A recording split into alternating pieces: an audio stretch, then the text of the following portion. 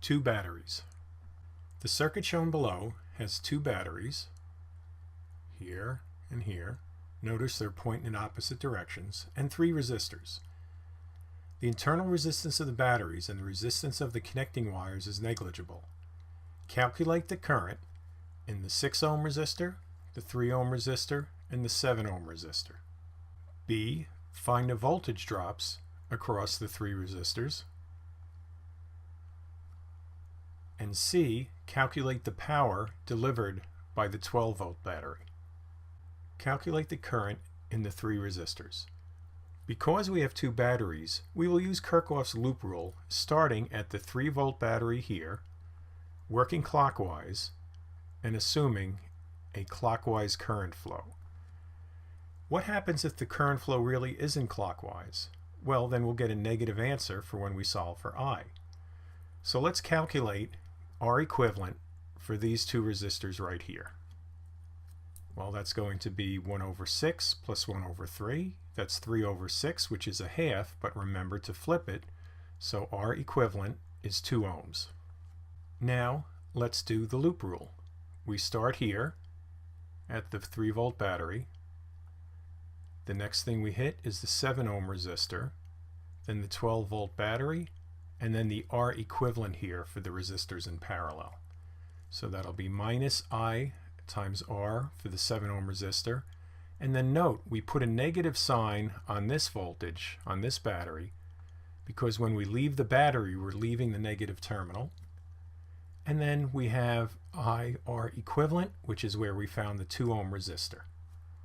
We start plugging in, and we get 3 minus 7I minus 12 minus 2I equals 0. And we come up with the current is negative 1 amp. That negative sign indicates that it flows opposite our assumed direction. So the real current is flowing this way. Now, we really didn't have to use Kirchhoff, but it was kind of fun. Because since those batteries were in series, we could have just added their voltages algebraically, and you get 3 minus 12, which equals 9 volts, and then when you solve that for the current, you get the exact same answer. Calculate the current in each of the resistors. Let's start by looking over here again. And we know that the voltage drop across each of these resistors will be the same. They're in parallel, and it will equal the current, the total current that flows through the circuit, which is 1 amp, times the equivalent resistance 2. So we have a voltage drop here of 2 volts. We're going to use that shortly. But first of all, or second of all now, all of the current also flows through the 7 ohm resistor. So that answer is 1 amp. We now expect that the current flowing through the 3 ohm resistor will be twice that of the 6 ohm resistor, right? Because it's got half the resistance. And the sum of both of those currents will equal the total current, which is 1 amp. So where are we? We have this from the previous page. The voltage drop across the two parallel resistors is 2 volts. We've already found the current through the 7 ohm resistor. And now we want to finish the problem. The current through the 6 ohm resistor will be the voltage drop across it divided by its resistance. So that's the 2 volts here divided by 6 ohms, you get 1/3 amp. We do the similar thing for the 3 ohm resistor, and we find that's 2/3 amps. What happens when we add the two of those together? You get 1 amp, so we're good.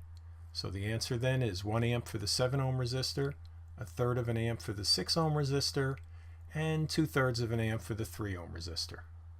Find the voltage drop across the resistors. Well, we already found the voltage drop across these guys in the previous section there, and that was 2 volts. So that's 2 volts for the 3 and the 6 ohm resistor. And then to find the voltage drop across the 7 ohm resistor, it's just the current times the resistance 7 ohms, and we get 7 volts.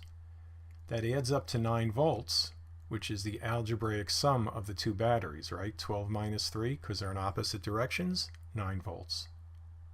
From the last slide we talked about it, but now we'll put it in print. The voltage drops across the 7 ohm resistor, and the parallel combination of these two equals the voltage supplied by the two batteries, which is 12 minus 3, 9 volts. And here's the individual voltage drop across both settings, and we're good. Calculate the power delivered by the 12-volt battery. That's just going to be I delta V. The current is 1 amp. The voltage of the battery is 12. We have 12 watts.